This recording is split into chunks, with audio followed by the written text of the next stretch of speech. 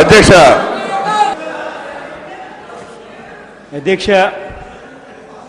నిజంగా ఇవాళ సభలో నా స్పీచ్ లాస్ట్ 5 నిమిషాల స్పీచ్ నేనేం మాట్లాడానో ఆ 5 నిమిషాల స్పీచ్ మాత్రమే, మిగిలిన స్పీచ్ కథ చూపించే టైం మీకు ఉన్నా లేకపోయినా కానీ మీడియాకు నేను మాట్లాడిన చివరి 5 నిమిషాలన్నా కనీసం చూపిస్తే, మరీ ముఖ్యంగా తెలుగుదేశం పార్టీకి చెందిన మీడియా ఛానల్ అయినా కూడా నేను చెప్తా ఉన్నా, ఈనాడు, ఆంధ్రజ్యోతి, TV9 అయినా కూడా చెప్తా ఉన్నా, లాస్ట్ 5 నిమిషాలు కనీసమన్నా మీరు చూపిస్తే ఆ 5 నిమిషాలలో నేను మాట్లాడిన ఆ మాటల్లో ఎక్కడన్నా కూడా నేను బడ్జెట్కు సంబంధించి, వాస్తవిక పరిస్థితులకు సంబంధించి, రాష్ట్రంలో రైతు పడతా ఉన్న దుస్థితికి సంబంధించి నేను మాట్లాడిన మాటలు కనిపిస్తాయి.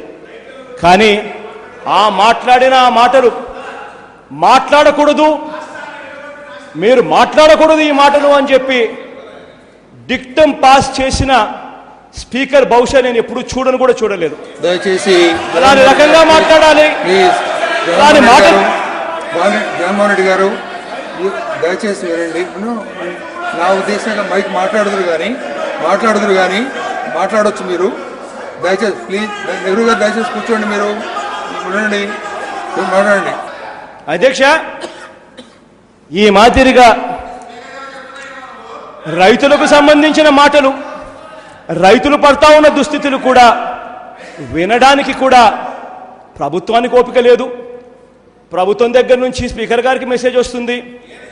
స్పీకర్ ఏకంగా ఈరోజు ఎప్పుడూ చూడని విధంగా, నేనైతే చెప్తా ఉన్నా, ఎన్నెన్నో అసెంబ్లీలు చూశా, కానీ ఫలానిది మాట్లాడకూడదు, మీరు ఈ మాదిరిగా మాట్లాడకూడదు, రైతులకు సంబంధించిన టాపిక్లు మీరు మాట్లాడకూడదు అని చెప్పి డిక్టమ్ పాస్ చేసిన ఏకైక స్పీకర్ నేను ఇవాళ నేను అసెంబ్లీలో చూస్తా ఉన్నా. జగన్మోహన్ రెడ్డి గారు మీరు ఆగండి, మీరు ఉండండి, దయచేసి కూర్చోండి. బడ్జెట్ డిస్కషన్ చేయలేకపోయామో మీకు తెలుసు.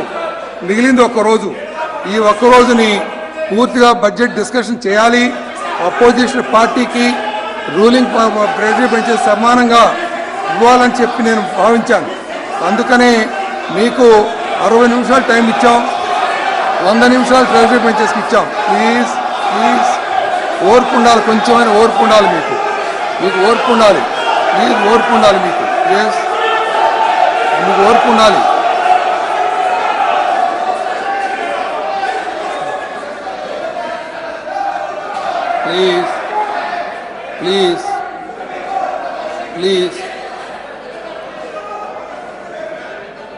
ప్లీజ్ దయచేసి కూర్చోండి. ప్లీజ్